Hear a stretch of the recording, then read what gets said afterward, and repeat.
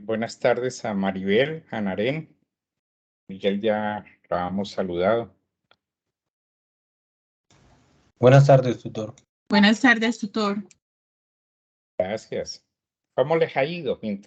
Esperemos un ratico mientras vamos a ver si ingresan más personas. ¿Cómo van con este curso? ¿Cómo se sienten?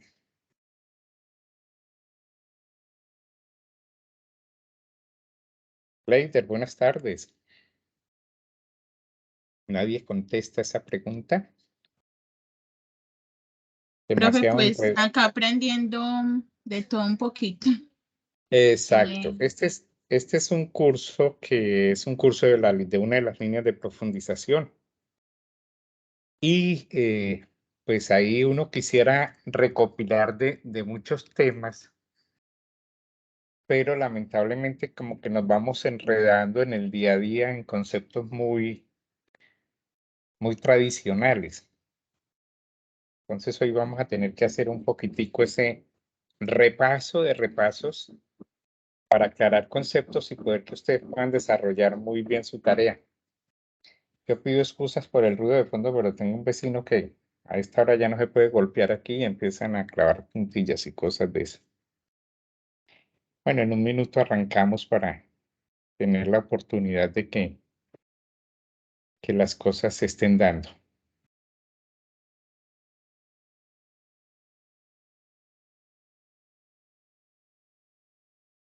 Ay, Dios mío.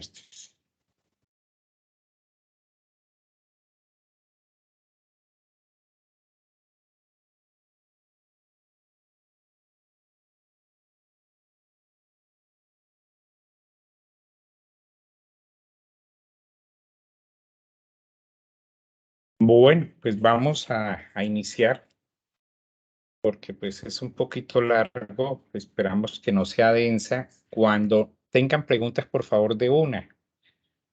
Háganlas sin nada de esto. Vamos a partir de esa conceptualización teórica que trae esta fase. Normalmente las fases del curso están divididas en una parte teórica y después una parte ya de aplicación normalmente se llama aplicación o de uso de ese tema teórico. Entonces, pues hay una cantidad de preguntas. Y aquí estas preguntas están concebidas desde la importancia de tener claro qué es una red de telecomunicaciones. Y lo decía hace un momento que nos hemos ido como metiendo en el día a día, entonces nos estamos quedando solamente en la red de datos, que es un pedacito de la red de telecomunicaciones. Las redes de telecomunicaciones abarcan demasiadas infraestructuras, demasiadas topologías para garantizar demasiados servicios, ¿no?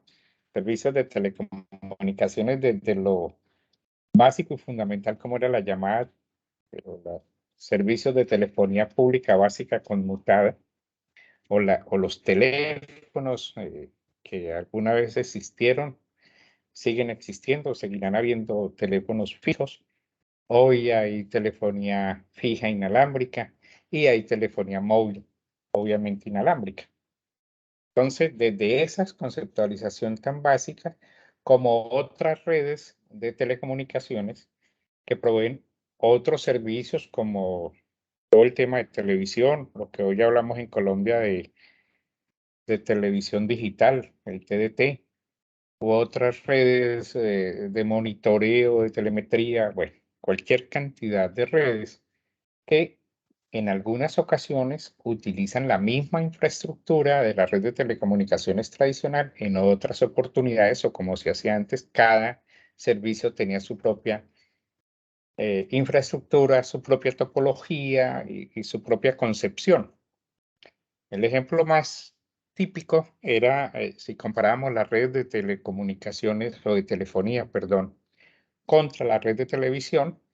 Entonces la red de telefonía tenían toda su infraestructura de centrales telefónicas locales, centrales telefónicas interurbanas, centrales telefónicas de larga distancia y de larga distancia internacional, digamos como 4 niveles jerárquicos. Y cada usuario se conectaba a una central de conmutación local, y a través de hacer su acción de levantar el teléfono y marcado, pues generaba todo el proceso de enrutamiento y de direccionamiento, porque tenía que introducir los números de directorio al cual que aspiraba a obtener una llamada. Y esas infraestructuras eran unas infraestructuras supremamente grandes, muchas veces con equipamiento de reserva, no en 1 a 1, sino de 7 a 1, cosas de ese estilo.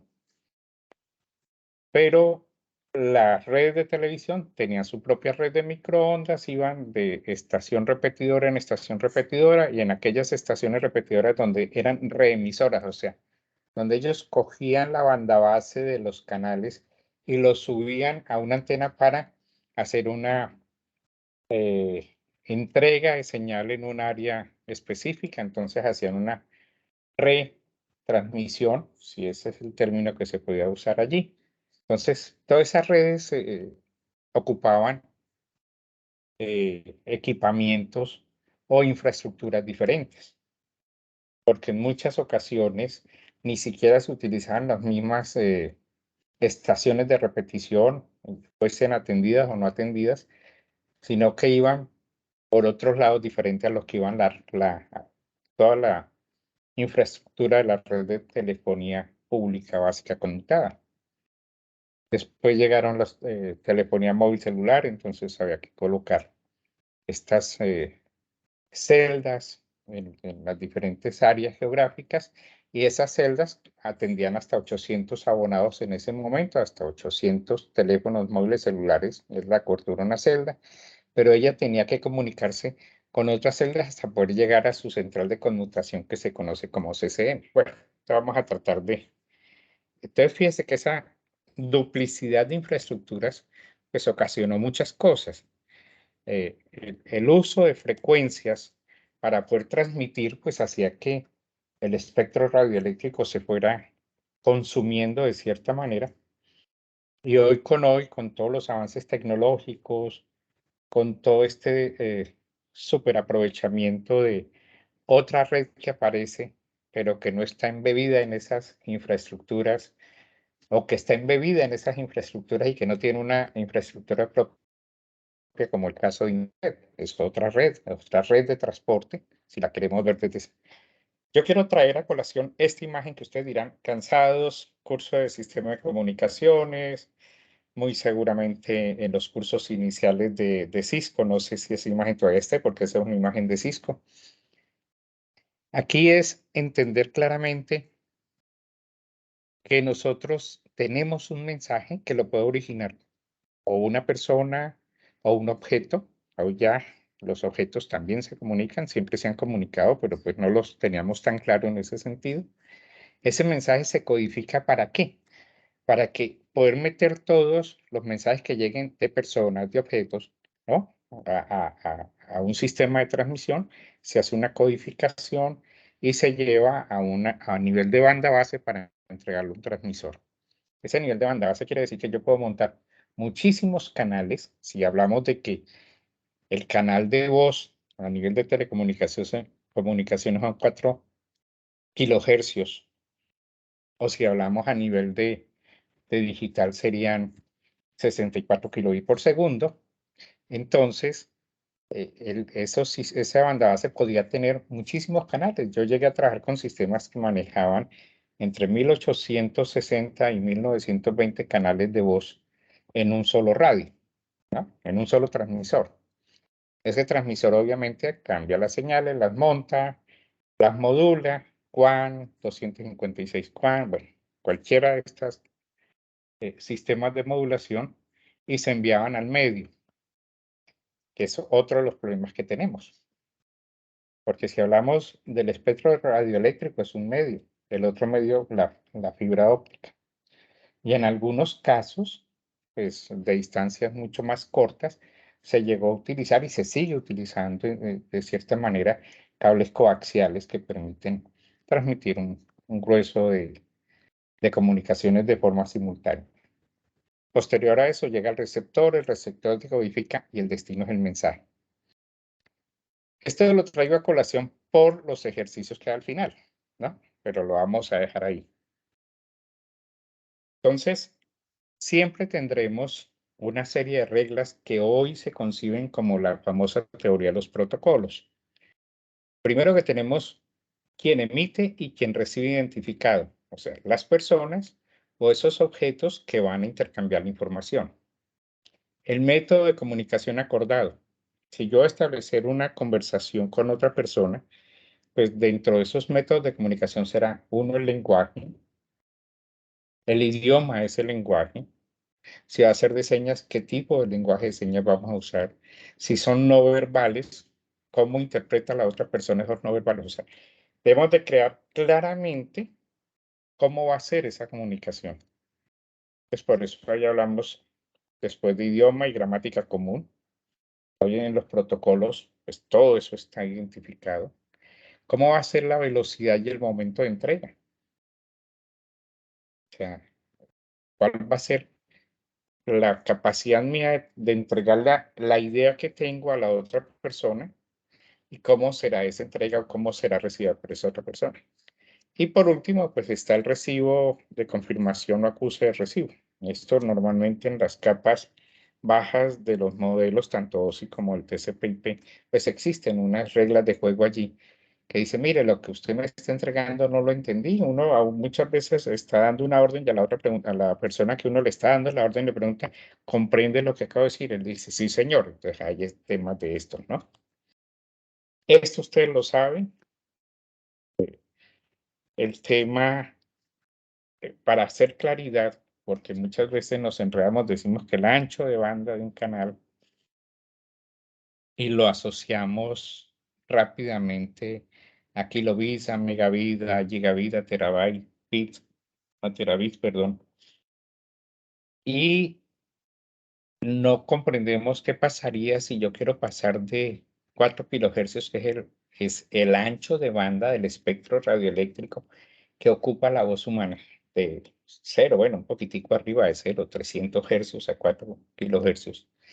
Ese ancho de banda es medido en hercios, mientras que esa conversión a lo digital, pues me va a decir que eso que yo estoy ocupando en 4 kilohercios pueden ser representados en 64 kilobits por segundo. Y eso pues es una operación aritmética muy simple. Si la frecuencia máxima son 4 kilohercios, pues el señor Chano nos dijo que si hacíamos un muestreo con el doble de esa frecuencia, como mínimo, o sea, 8 kilohercios, y obtendríamos señales, ¿no?, puntuales en ese muestreo, y esas señales puntuales las codificamos, o sea, le damos un valor, y se habló que ese valor está representado en 8 bits. Entonces, 8 kilohercios, o sea, 8000 hercios por 8 bits, nos da 64 kilohercios. Por eso digo que es una operación muy simple. Y pues después ya se puede hacer la multiplexación de esa señal, montar, digamos, para los casos de de MIC 30 o de PCM de 30 canales de voz, que simplemente un sistema de reloj iba seleccionando cada uno de los 30 puertos, iba cogiendo durante un tiempo, los bits que estuviesen allí, los iba transmitiendo. Bueno, cosas de esas, hacía unas tramas, enviaba, cosas que debieron haber visto ustedes en cursos anteriores, pero sí lo quiero recalcar acá, que debemos entrar a tener claridad cuando me están hablando de espectro radioeléctrico, cuál es mi ancho de banda, cuando me están hablando de sistemas digitales, a qué se refiere ese ancho de banda. Entonces, lo que estamos diciendo que son elementos con características comunes interconectadas. Si yo estoy con un teléfono fijo, se supone que se me va a conectar, tiene que ser con otro teléfono fijo. Si yo voy a hacer esta webconferencia, se supone que estamos al lado de un PC y los otros integrantes de la webconferencia están al lado de un PC o de un dispositivo móvil con algún nivel de inteligencia, o sea, un smartphone de cierta gama, que permite recibir audio y video de forma simultánea, e imágenes, perdón. Es que tenemos características comunes, medio común, interconectados o conectados, compartir y optimizados, y depende de toda de la disposición física. Pero aquí ya nos entra a colación en la figura, qué es lo que nos quiere decir ese tema de las capas. Entonces tenemos una capa física, tenemos una capa de reglas y tenemos una capa de contenido. Esto es como un ejemplo muy protocolario o muy básico, ¿no? Para comprender después por qué en un momento dado el estándar o el modelo OSI, sistemas de interconexión abierta, apareció en el mercado, pero no apareció para convertirse en un elemento que tenía que cumplirse como unas reglas de juego, sino que en ese momento los operadores, los fabricantes de los equipos cumpliesen una serie de normas para que hubiese interconexión y además interoperabilidad, que era uno de los grandes problemas que se tenían. Muchas veces a un municipio se llegaba, se instalaba una central telefónica electrónica, no hablo todavía digital, pero la que estaba al lado era una central electromecánica, digamos, las versiones de Ericsson, de Siemens, las F1, F1A, EDW, bueno, las de Ericsson, las de 500G, la M20, bueno, todas estas centrales que eran electromecánicas en toda su operación, pues no tenían la forma de entenderse con la central electrónica. Y había que tener una etapa o una parte de poder hacer esa interfaz para que se entendiera. Perdón. Entonces, ya metiéndonos en esas cosas de estas redes, normalmente, uy, aquí hay un error, pero bueno, aquí hay esa agregación. Normalmente nosotros tendríamos en una red de comunicaciones o de telecomunicaciones como dos elementos claves o dos divisiones, estaría dividido en dos partes claves, la red de acceso y la red de transporte. Es muy fácil verlo cuando hablamos de telefonía. Es un poco más complejo cuando hablamos de red de datos. Porque la red de datos, esto que estamos mostrando aquí de líneas de abonado, pues eso sería un PC conectado a un switch. Otro PC conectado a otro switch. Pero aquí todos estos switches deberían de estar conectados a un router y ese router ya estaría saliendo a esa arquitectura, perdón, a esa infraestructura de telecomunicaciones que lo puede llevar esa información de un lugar a otro lugar distante.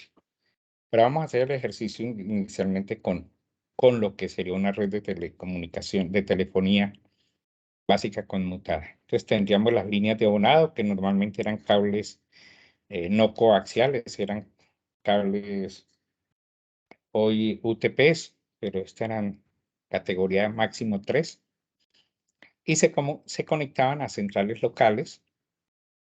Obviamente aquí, en esta red de acceso, estaba todo lo que era la planta externa de estas empresas, y estas centrales locales se comunicaban a una central de zona. En Colombia se le dio el nombre de centrales interurbanas, que conectaba, digamos, por departamento. Había una en el departamento y un número de centrales locales de acuerdo al número de municipios. Yo vivo en Neiva y en Neiva llegó a haber 5 centrales locales, y esas se conectaban a una central interurbana.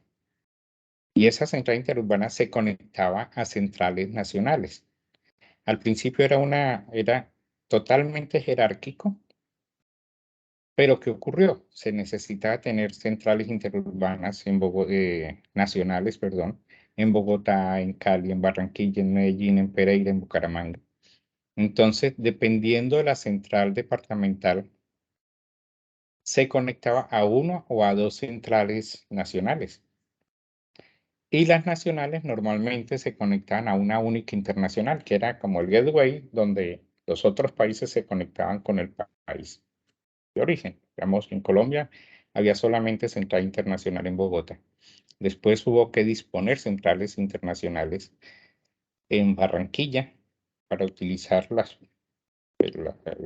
gran fortaleza de los cables submarinos y había que reenrutar algún tráfico que fuese internacional a través de centrales nacionales, de las 6 centrales nacionales, en el caso de Telecom, instaló en su momento para llevarlo a los 2 centrales internacionales. Entonces, fíjese que es totalmente jerárquico y pues había concentración o agregación en cada uno de esos pasos. En las redes de datos no ocurre tanto así, y lo dejamos allí un momentico. ¿Qué ocurría en esta parte baja? Digamos, en esto que conocemos nosotros como la red de acceso, que no es capa de acceso. Primero, pues se utilizaban pares trenzados que habían inalámbricos fijos, que hoy se utiliza fibra óptica en lo que conocemos como XPON o fibra óptica pasiva.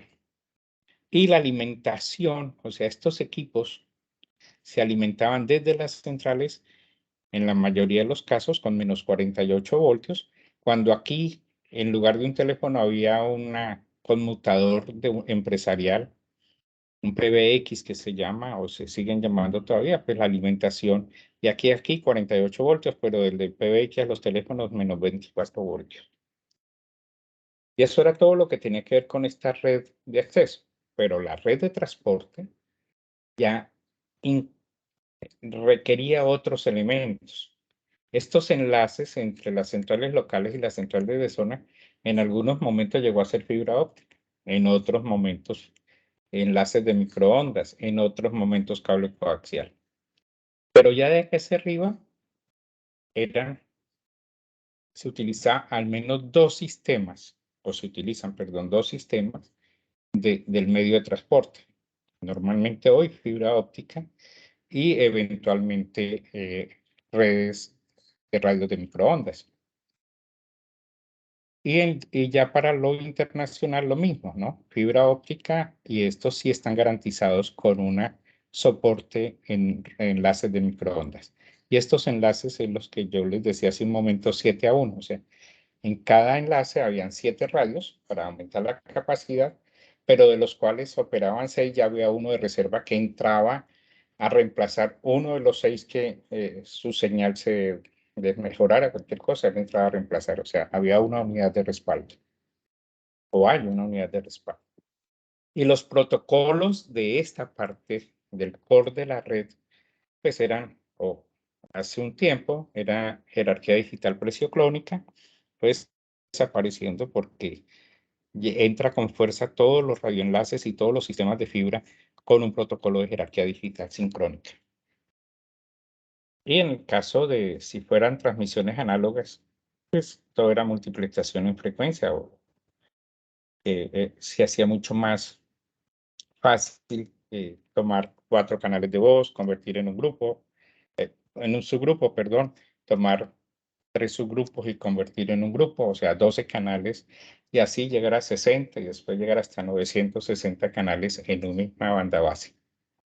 La modulación para estos casos, pues QAM o FDM, bueno, todo lo que ustedes deberían haber visto al final de su curso de sistema de comunicación, y ya dijimos los medios.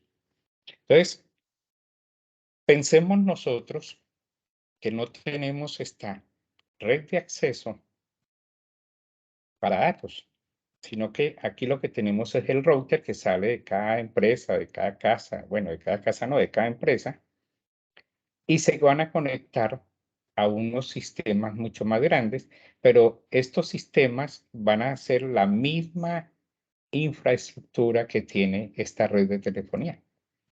O sea, nosotros, hoy por hoy, quienes tenemos internet cableado por par trenzado, pues eso se conoce como DSL o XDSL, dependiendo la contratación que ustedes tengan.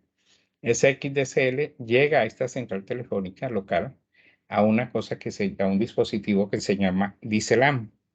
Y ese lo que hace es, en estos enlaces, convertirse o hacer una ocupación del enlace para poder llevar eso hasta algún centro donde se le hace el tratamiento, se enlaza, se entrega ya a la nube de Internet. Entonces, hasta allí es una visión muy genérica de lo que quiero mostrar. Aquí, esta es cómo operan las redes móviles celulares. Entonces, tenemos todo lo que es la red celular y la interconexión con los sistemas tradicionales de telefonía tradicional a través de esta pequeña nube que se llama Voice. Tiene otros nombres realmente, pero aquí en las redes celulares aparece un nuevo concepto: conmutación de paquetes para el tema de datos o conmutación de circuitos también para el tema de datos. La voz obligadamente va por conmutación de circuitos en estos casos hasta que no llegue plenamente las redes celulares 5G. Pero, aparece desde 3G, empieza a aparecer el uso en aumento de todo lo que es conmutación de paquetes. Toda esta voz son las líneas azules, son conmutación de circuitos. Datos, por eso aquí aparece un smartphone contra otro smartphone, conmutación de paquetes. Y la infraestructura pues era en este estilo: los CCM, todas las celdas cercanas o que convergían en un CCM, y cada quien tenía sus propios accesos a las redes telefónicas locales. A estos procesos se conocen como interconexión. Las redes de televisión, no vamos a hacer mucho énfasis. Tenemos la generación, los estudios donde generamos todo el tema de la televisión. En ese estudio que se tiene todo el tema de video y los mezcladores de video, el control de audio para los niveles de audio no se alteren esos niveles de audio en la transmisión, no haya mayor volumen o menor volumen. Y después sí, más los controles de cámara, el control técnico, entonces sale a los sistemas de transmisión. Y ahí va a los diferentes enlaces, a estaciones satelitales, estaciones terrenas, para subir la señal a los satélites o la red troncal. Este es un caso de Chile, en la red troncal para lo que hablábamos de la difusión de las señales en áreas determinadas y por canales determinados. Pues todo esto es lo que quiere decir este tema de las televisiones. Y aquí venimos a la red de datos, vista desde otra perspectiva, pero si la analizamos, seguimos teniendo unos niveles jerárquicos claramente establecidos. Toda la etapa de la red de acceso, digamos, dentro de un campus específico, un campo empresarial, los grupos de trabajo, los routers que construyen el backbone, y tenemos muy seguramente el backbone del campus, que es donde está todo el sistema de seguridad, los routers, y desde ahí, de uno de esos routers, se enlaza a la WAN. O sea, este enlace lo va a hacer por la infraestructura de telecomunicaciones que exista o que se lo haya contratado. Se va a esa WAN, donde muchas de esas salidas tiene a atender otros sitios remotos. Siempre saldremos de un router e ingresaremos por otro router. Y la WAN pues tiene cualquier cantidad de equipamientos para ello. Aquí una visión de la red de acceso en un edificio, ¿no? O una visión de las WAN en la distribución de capas en el modelo OSI, con sus diferentes protocolos o su diferente información en el caso de la capa física, que son las conexiones eléctricas, mecánicas y operativas. Entonces, esta WAN se convierte en la red de transporte para atender, digamos, una red empresarial, o como lo tiene la universidad en este momento, casi 70 y pico de sitios que se conectan a través de un operador, y ese operador lo que hace es ubicar fibra con equipos, esto, lo otro, y que podemos funcionar tanto en la internet como en el intranet de la organización. Y lo que viene hoy, lo que está emergiendo con fuerza, todo el tema IoT, o sea, la conexión de las cosas. Entonces tenemos una cantidad de enlaces de radio de muy baja capacidad, también se habla de muy baja potencia, que van a entregar información a la nube, esa nube va a entregar la información a un servidor, ese servidor se va a conectar a Internet y los usuarios van a poder estar conectados al servidor para obtener información, ¿no?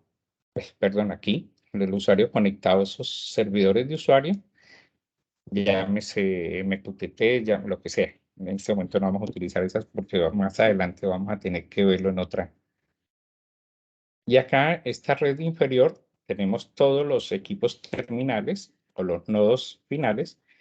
Tenemos, se habla, esta es una referencia comercial, el LoRaWAN o LoRaWAN, los Gateway, y cómo podemos subir ellos a través de un servidor de red, subir toda la información. Fíjense que aquí nos están diciendo generación 3G, o sea que ya había conmutación de paquetes, Ethernet o el backhaul de Internet para poder entregar todos estos servicios y las diferentes aplicaciones. Esto en gran parte es lo que al final del curso tendremos que hacer. Y lo que ya hoy llegó es las redes convergentes. Entonces fíjense que tenemos redes de paquetes multiservicios, va a ser de cierta manera la red de transporte, multiplicidad de infraestructuras con capacidades para manejar acceso móvil multiservicio, acceso móvil tradicional, acceso fijo tradicional, acceso fijo multiservicio.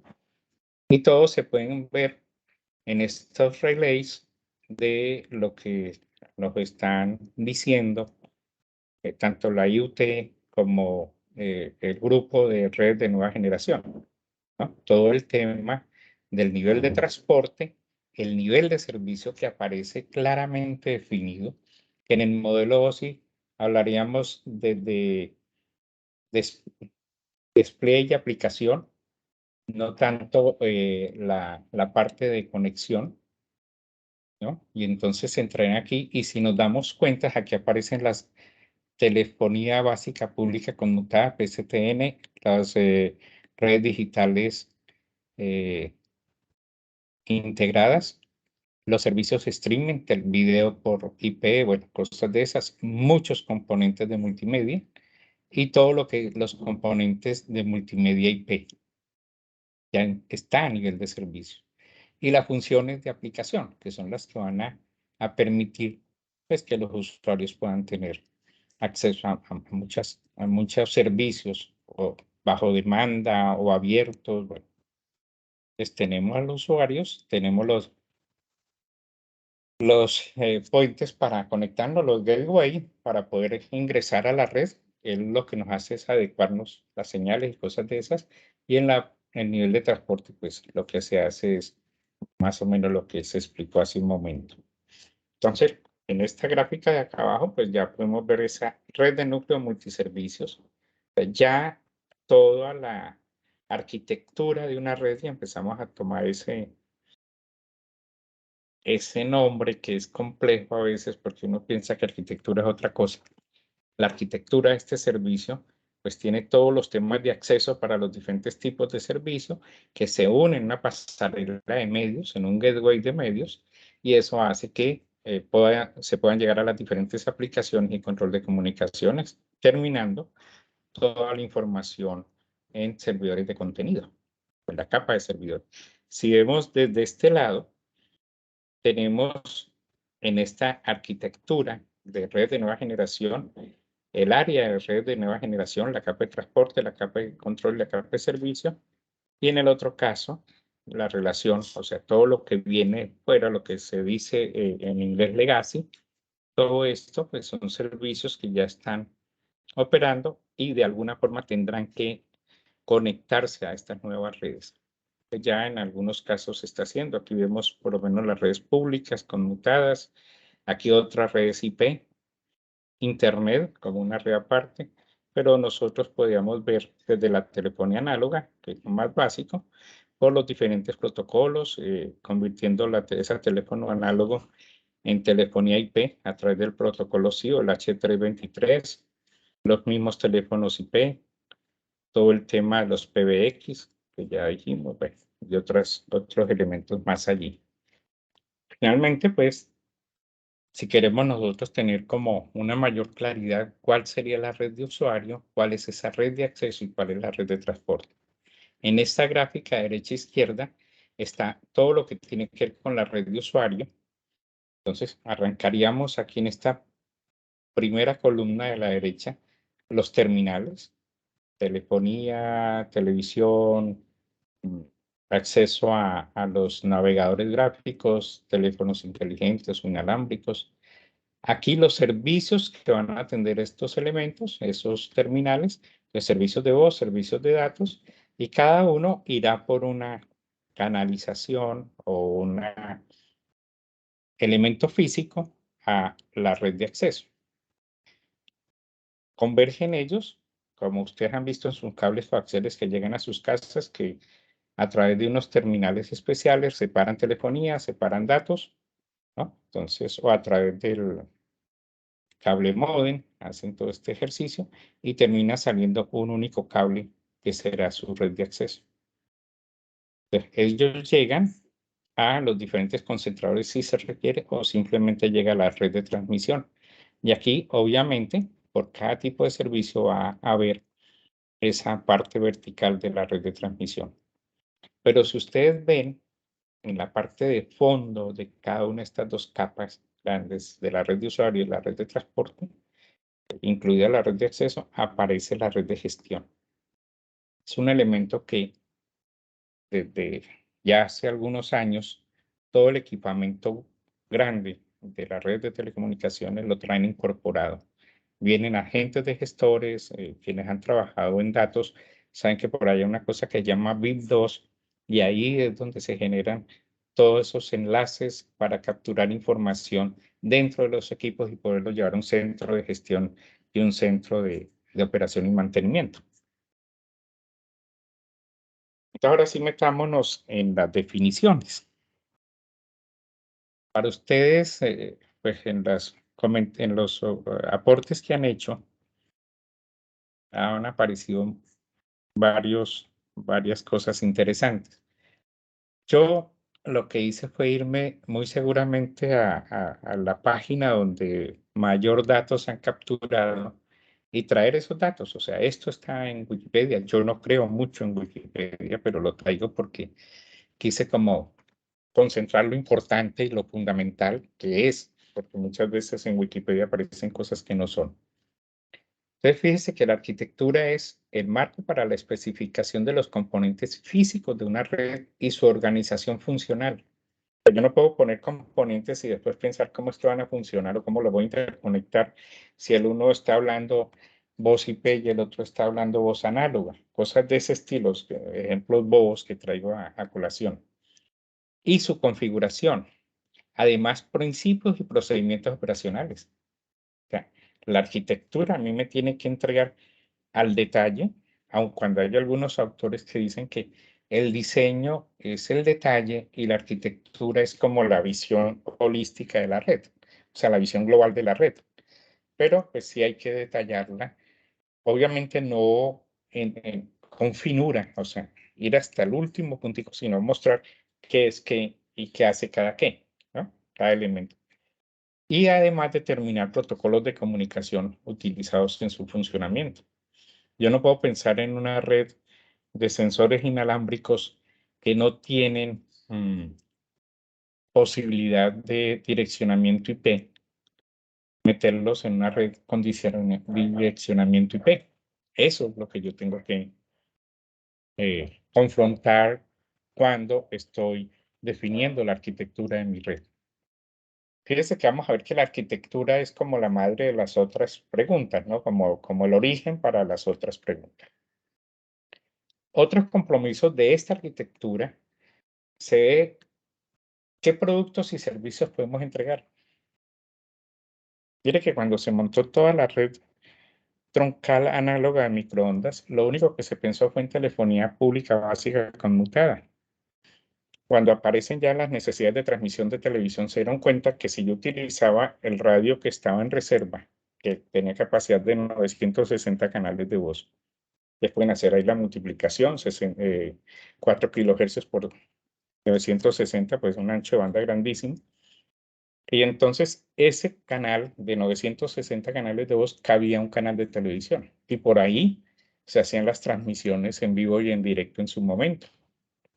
Pero solamente se ha pensado que las redes, montar torres, repetidores, energía, celaduría, bueno, todo el tema, era solamente para un servicio. Después empezaron a aparecer servicios de valor agregado. Y la cosa, esa misma infraestructura empezó a servir para otras cosas.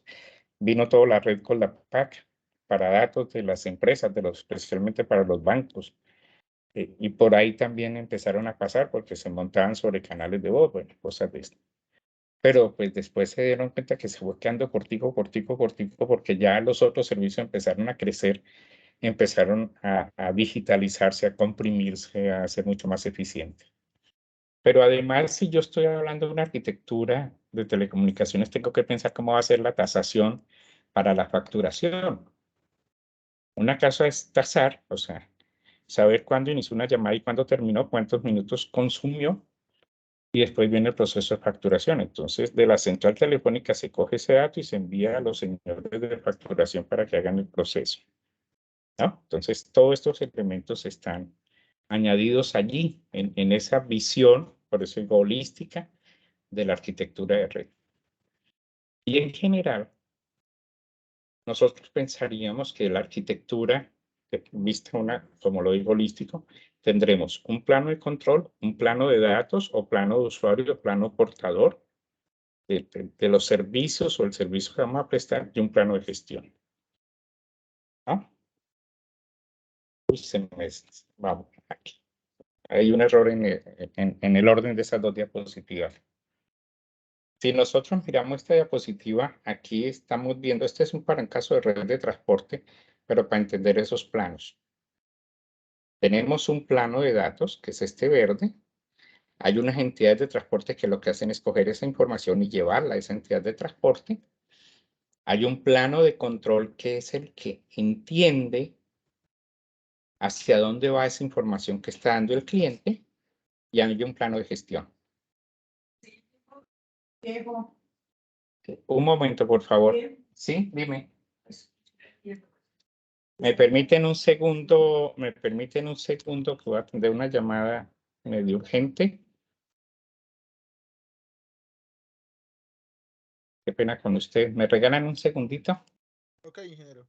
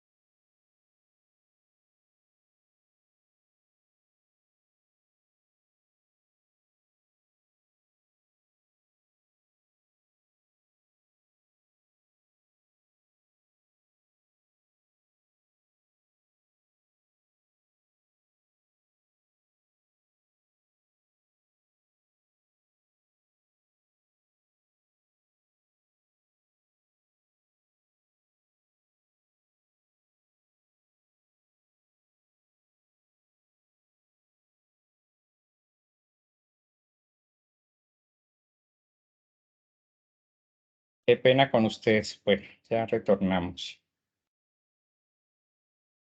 Qué pena, qué pena. Bueno, entonces les estaba diciendo que, como vimos en la diapositiva anterior, habla de plano de control, plano de gestión y plano de datos. Entonces, en el plano de datos, ahí están los elementos que van a recoger los datos, y de acuerdo al tipo, pues estará la entidad de transporte que recoge esos datos. Si es voz, si son datos informáticos, digámoslo así, valga la redundancia, o si son videos, cosas de esas, cada entidad de transporte pues tendrá que tener la estructura para poder atender ese tipo de servicio. Y son los que aporta el cliente. Y en cambio, el plano de control lo que va a hacer es poder, por cada entidad de transporte, realizar todo el tema de la prestación del servicio. Pero hay un plano que es transversal a esos otros dos planos y se puede decir que es un plano bien interesante. En el modelo OSI uno lo pondría por detrás de las 7 capas, en el modelo TCP/IP por detrás de las 4 o 5 capas, ¿no? Lo colocaría uno allí, porque él va a ver absolutamente todo. Eso como una socialización. Aquí me devuelvo 8, 67, 22, 53. Qué pena con ustedes, es una llamada así medio crítica. Fíjense que nosotros hablamos aquí en la arquitectura. Aquí está la diapositiva. Yo pido excusas, la vamos a dejar. Dejémosla de una vez y tomémosla y después hacemos la corrección. Es un error mío, se me brincó esta diapositiva. La gestión de red, que es una de las preguntas que tienen ustedes. Fíjese que la función es controlar, planificar, asignar, implementar, coordinar los recursos de una red de monitores. Y esa gestión de red en las empresas de telefonía, en un momento se tomó como la atención a las solicitudes de los clientes. Entonces le destinaban la cajilla de dispersión donde iban a sacar el cable que iba para la casa, destinaban el armario donde estaba esa cajilla de dispersión, el puerto en el distribuidor principal, o el LAN que llaman hoy, y el número de directorio. Pero esta gestión de red es a todos los niveles de la red, no solamente al usuario como tal, sino a la central local, a la central interurbana, a la central de larga distancia nacional o internacional, a los enlaces de radio, a los enlaces de fibra. Entonces, fíjese que ya iba a tomar datos de todos los dispositivos que están en la red para poder determinar en tiempo real posibilidades de fallos o empiezan a subir indicadores y ya saben que hay que darle una respuesta inmediata. Entonces, eran todos estos elementos o esta gestión de redes. Entonces, comprendemos que es un modelo de información que trabaja en tiempo real y que controla y gestiona cada uno de los elementos de la red, los mecanismos.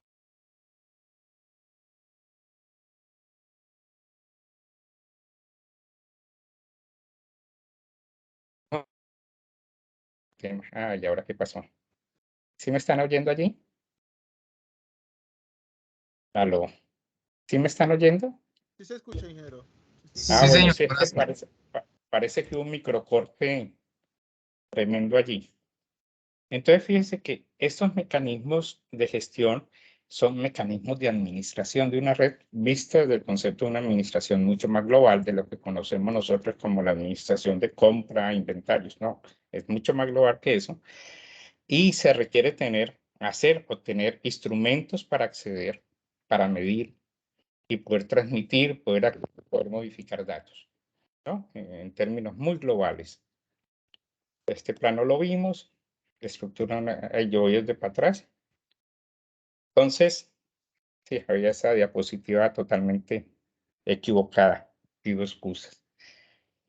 Entonces, cuando hablamos de la arquitectura, estamos hablando de que es la descripción de cómo y dónde cada función de una red se aplica dentro de esa misma red. Entonces, hardware y software, fundamentalmente. Y hay 4 funciones muy importantes, de muchas, pero las más importantes, que es la siguiente pregunta: direccionamiento y enrutamiento. Aparentemente podría ser lo mismo, pero no. Gestión de red, que lo acabamos de ver, rendimiento y seguridad. Vamos a ver qué error. Previo a esto, para tener claro lo que necesitamos, es que un servicio de telecomunicaciones se define por la serie de atributos, para poder comprender un poco lo que va. Cuando preguntamos sobre el dimensionamiento, es entender qué es lo que yo necesito calcular, si es la expresión que se puede usar, para proveer, garantizar todo un servicio o una multiplicidad de servicios. Entonces, para eso yo tengo que tener claro los atributos. ¿Cuál va a ser el modo de transporte? Si va a ser conmutación de circuitos, conmutación de paquetes, conmutación de tramas, conmutación de células. Hoy normalmente nos estamos quedando con el primero y el segundo, pero traigo a colación todo. Porque de golpe alguien aparecerá y dice, no, es que yo tengo un sistema ATM. Se respeta, es respetable, existe, funciona. ¿Cuál va a ser el ancho de banda? Y ese es parte de ese ejercicio al final. ¿Fijo o variable? ¿Cuál va a ser la invocación? O sea, la invocación es cómo yo lo voy a contratar, por demanda, por una reserva o permanente.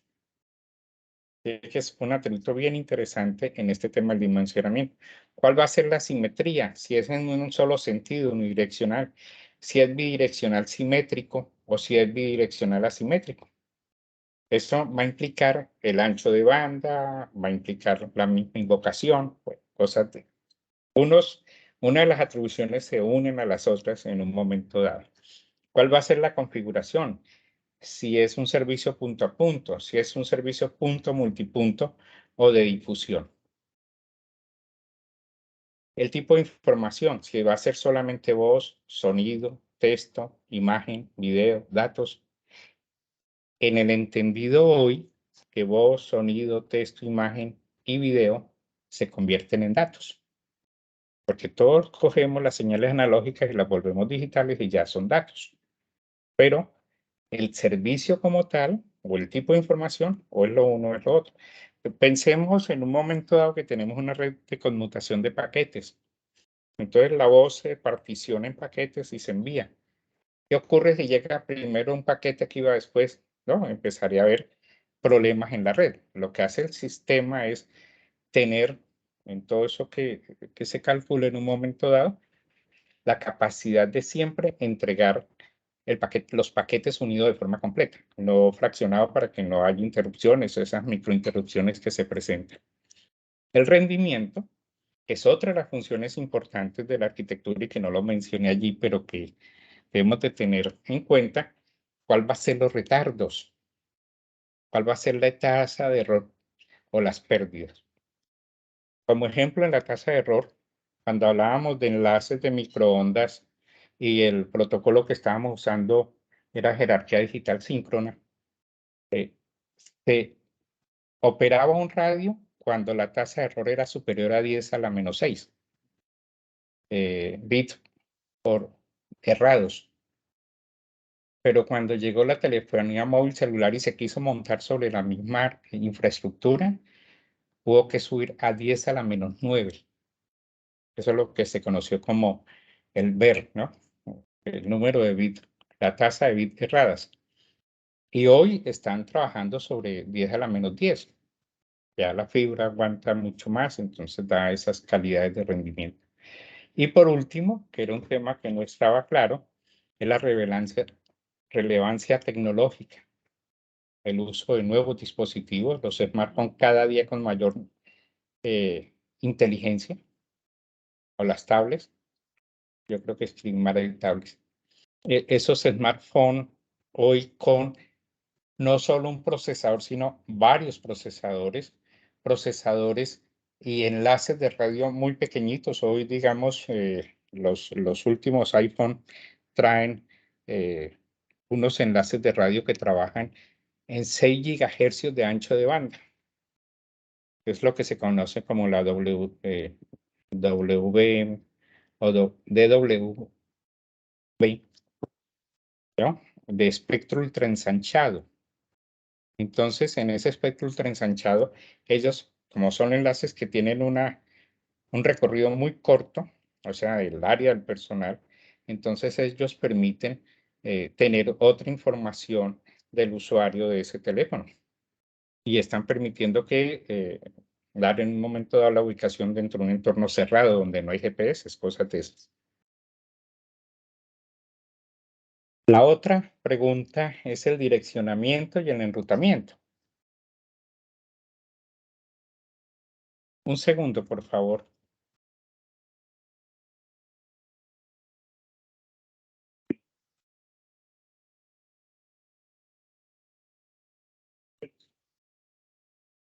Bueno, Bueno, aló, qué pena con usted. Entonces, el direccionamiento es aplicar identificadores, direcciones.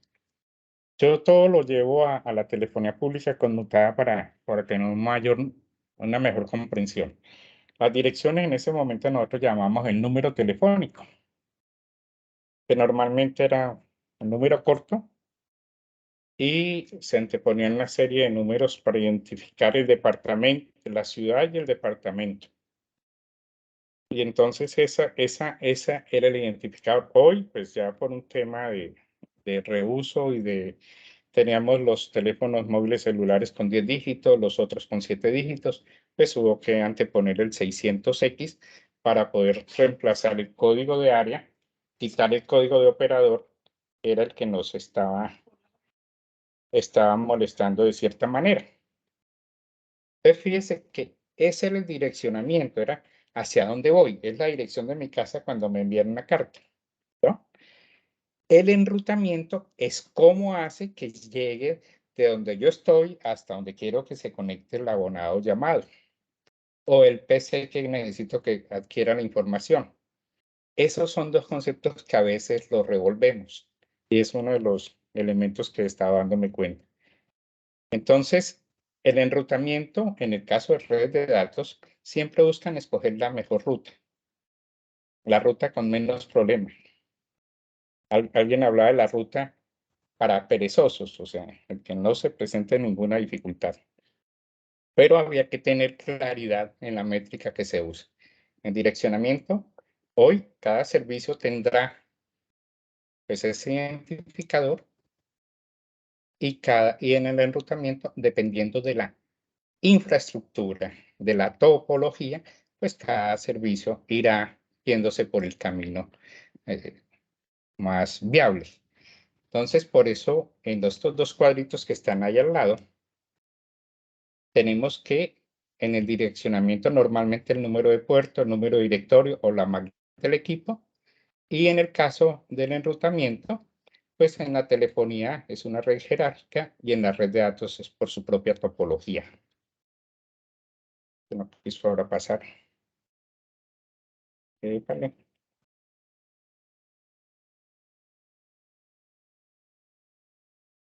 El rendimiento es lo que tiene que ver con la calidad del servicio.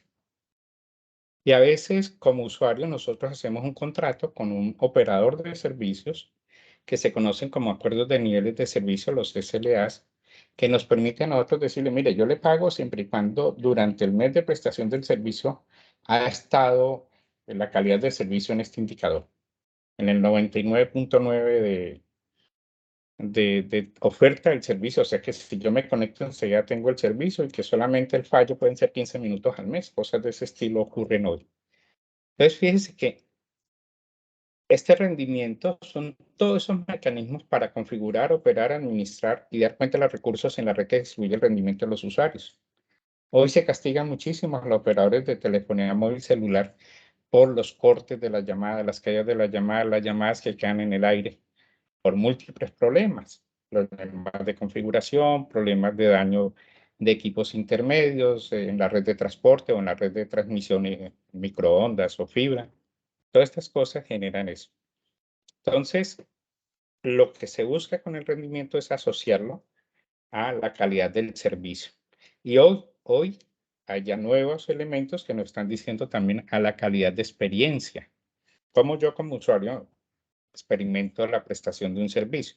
Obviamente entendería uno que es algo subjetivo, pero que se está asociando a otros resultados que se miden en la red.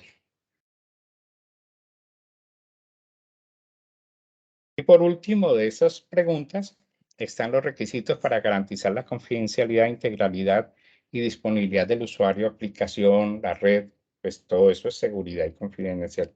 O sea, no tener denegaciones de servicio, que no sea el servicio interrumpido y abusado o utilizado por una tercera persona. Aquí en esa arquitectura de red, obviamente, cuando uno entra a plantearla, entonces tiene que tener en cuenta alguno de estos elementos que se han listado allí: el análisis del riesgo, las políticas y procedimientos de seguridad, la seguridad física y la conciencia social, o sea, la conciencia del usuario como tal, los protocolos y aplicaciones de seguridad, la encriptación, si se va a trabajar en redes encriptadas, la seguridad del área perimetral, o sea, si tenemos zona desmilitarizada, servidores en zona desmilitarizada y todos los temas de seguridad de esa zona, y la zona al interior del perímetro totalmente segura, y el lío grande que es el acceso remoto. A veces habilitamos un telnet, por decir algo, un puerto de telnet, y por ahí después se nos puede entrar Raimundo y todo el mundo. Pues todas esas cosas pues tienen que ver con el tema de la seguridad. Y aquí ya para el problema que nos atañe, los problemas. Yo quiero pedir disculpas, creo que fue a Maribel que le contesté, tal libro está. No recuerdo si fue a Maribel, me confirma, por favor. Los ejercicios son simples. Yo pues, quería probar otras cosas y son realmente simples. Aquí voy a traer estas convenciones para tener claro lo que necesitamos. Primero, las letras o la identificación de bit, byte, kilobyte, megabyte, gigabyte, terabyte y su cantidad, ¿no? O sea, o su peso. 8 bits, un byte, 1024 bytes, un kilobyte, 1024 kilobytes, un megabyte, así sucesivamente. Y unas reglas de juego. Para pasar de un bit a un byte, pues debo dividir. Para pasar de bit a byte, dividir entre 8, y para convertir de byte a bit, multiplicar por 8. ¿No? Porque siempre decimos que el octeto corresponde a un byte. Y cada elemento de ese octeto es un bit. Y hay unas reglas de juego para cada uno de esos elementos. Este me está molestando, no quiere. Y lo que nos atañe a los dos ejercicios, hablo de los dos ejercicios que hay elementos importantes. Nosotros estamos pidiendo como la tasa o velocidad de transferencia de la información. Y el problema 1 tiene una pega. Dice, tengo dos sensores, cada sensor me genera un byte, pero el microprocesador transmite 4 bytes. Un buen número de ustedes han escrito que están transmitiendo 6 bytes, ¿no? El que se está comunicando hacia la red, el que va a estar enviando la información es el microprocesador, por lo tanto son 4 bytes. Ahí esa es la primera corrección que les pido. ¿Y cómo se calcularía? Yo aquí tengo varios ejemplos puestos pegados que tuve que buscarlos en la red para no ir a resolver el problema.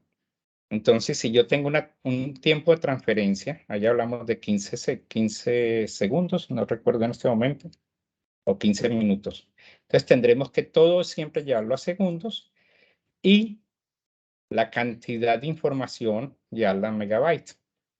Y así yo puedo obtener, pues, la velocidad o el speed de la velocidad al cual yo voy a transmitir. En el caso, como ahí tenemos 4 kilobytes, pues ponemos 4 kilobytes y este resultado nos tendría que dar en 4 kilobytes. En kilobytes, perdón, kilobytes por segundo. Entonces, el ejercicio es simple.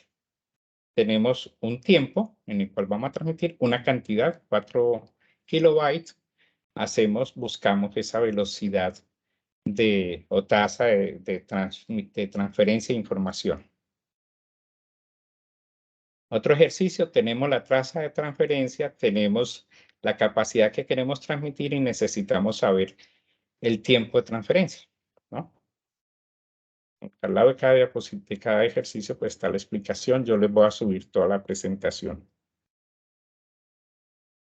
El otro ejemplo, tenemos la tasa en horas, la velocidad de transferencia y necesitamos la capacidad transmitida. Pero yo quiero sí devolvernos a la última parte del curso de Sistema de Comunicaciones, donde está Shannon, Hartley y Nitzkitz sobre los símbolos. A eso es que se está refiriendo eso. Y yo pido excusas a la persona que me escribió, le dije, en el libro, pero después caí en cuenta que los ejercicios eran tan sencillos que el libro empezaban a preguntarme, ¿y dónde saco la relación señal-ruido? ¿Y dónde saco tal cosa? Y claro, tienen razón. Lo que queremos hablar es que los símbolos M, pues podemos encontrar de alguna forma ese ejercicio simple que están en las diapositivas anteriores, cómo lo volveríamos complejo bajo estos modelos aritméticos o matemáticos. Porque allí no tenemos, empezando, no tenemos la relación señal-ruido. Simplemente estamos diciendo cuál es qué tamaño debe tener el canal para que esto pase, ¿no? A eso nos estamos refiriendo. Ahora sí, preguntas. ¿Alguna pregunta? Preguntas. De mi parte no, ingeniero. Está todo claro. Muy complejo.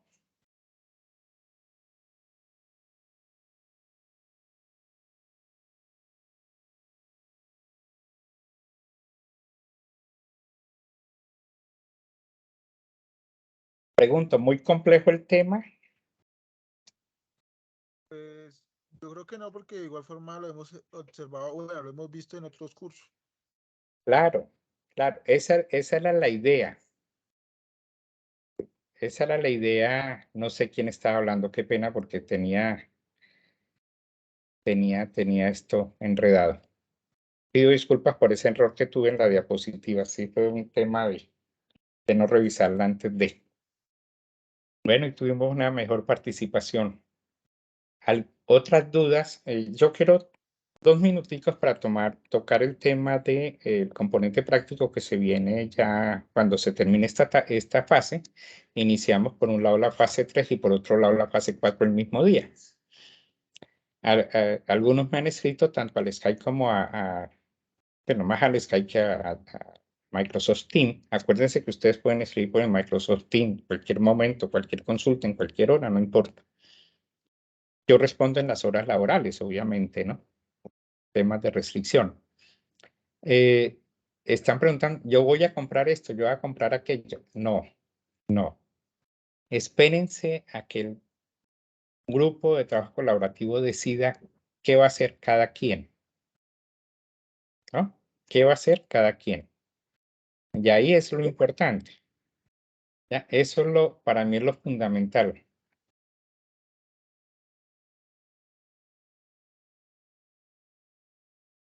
Kleider, ¿a qué se refiere el punto 3? ¿Tomas el micrófono y lo comentas? El punto 3 es de los ejercicios, ¿cierto? Kleider, ¿me oye? No. Yo tenía aquí una cosa que uno podía conectar. No, no se tiene. Bueno. Entonces fíjense que el ejercicio dice que yo tengo 2 sensores conectados a un procesador. Esos 2 sensores, cada uno genera 1 kilobit de información, pero el microprocesador entrega 4 kilobits. Quiere decir que la cantidad de información que yo estoy enviando, ahí, bueno, aquí tengo la guía, yo soy sinvergüenza, no abrí la guía, aquí la tengo a la mano.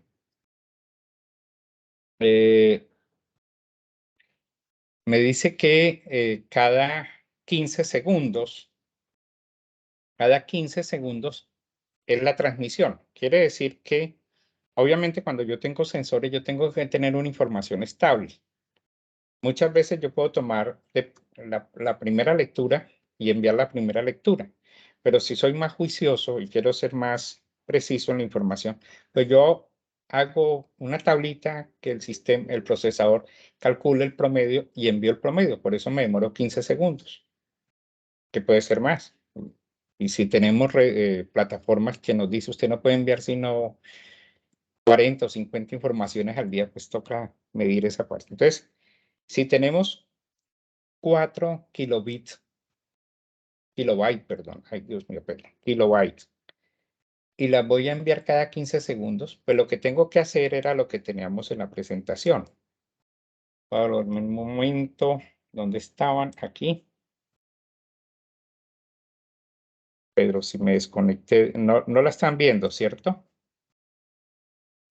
No, señor. No la están viendo, sí, qué pena con ustedes. No, yo voy a compartir el equipo para que no haya problema.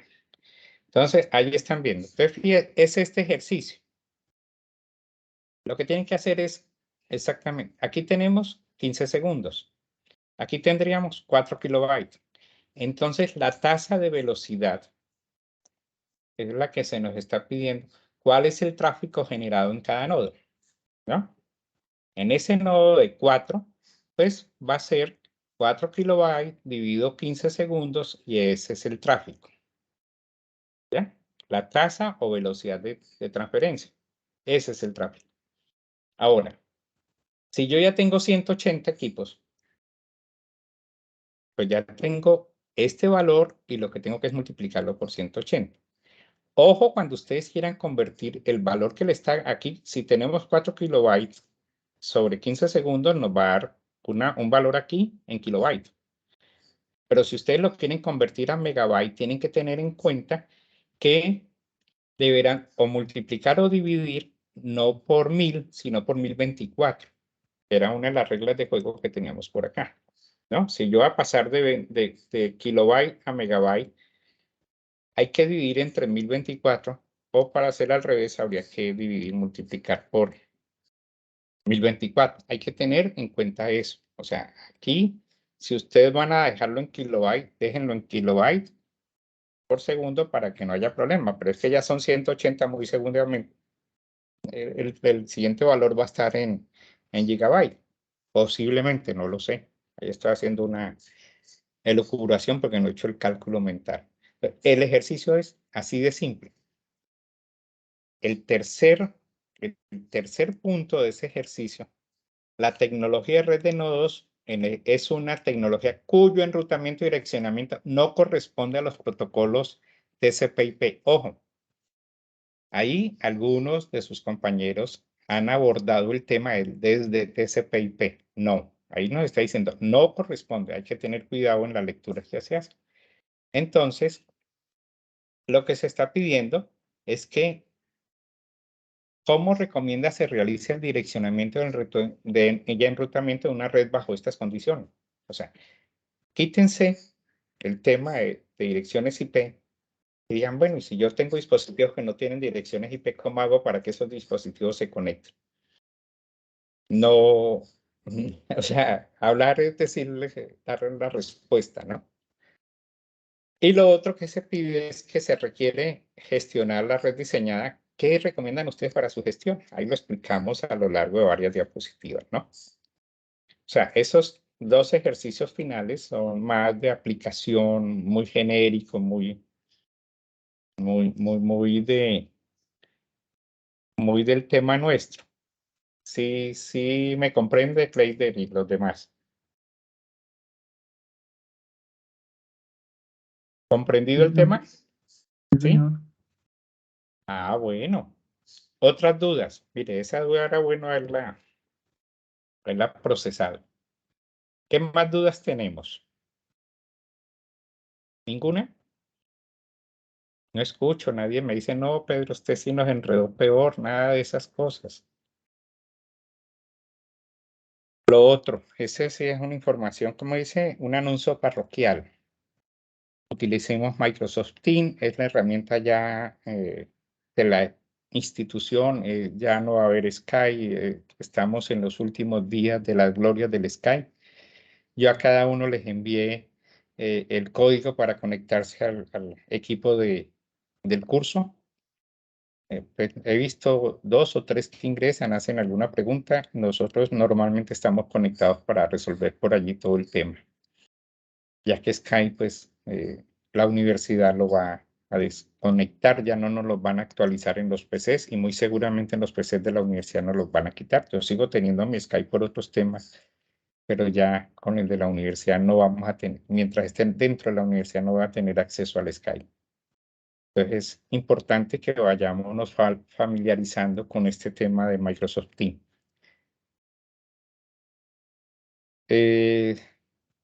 Para los que no han ingresado al curso, conversen conmigo, escriban. y buscamos las soluciones. Yo ya los estoy colocando en el site para que los consejeros de su sede los atiendan de cierta manera. ¿Algo otra duda? ¿Algo otra pregunta? ¿Ninguna? Bueno, si no hay más preguntas, entonces muchas gracias a ustedes haber aguantado con las interrupciones a las cuales pido. Que tengan una feliz noche, que siempre estaré disponible para poderles apoyar en todo y pido disculpas por uno por el error de la presentación y otro por lo que le contesté a uno de sus compañeros que buscar en el libro tal y después caí en cuenta que la cosa se puede complicar. Pido excusas, pero la idea es que vamos echando para adelante y ese es el éxito que queremos de este curso. Una feliz noche para todos y buen descanso. Igualmente. Muchas gracias, tutor.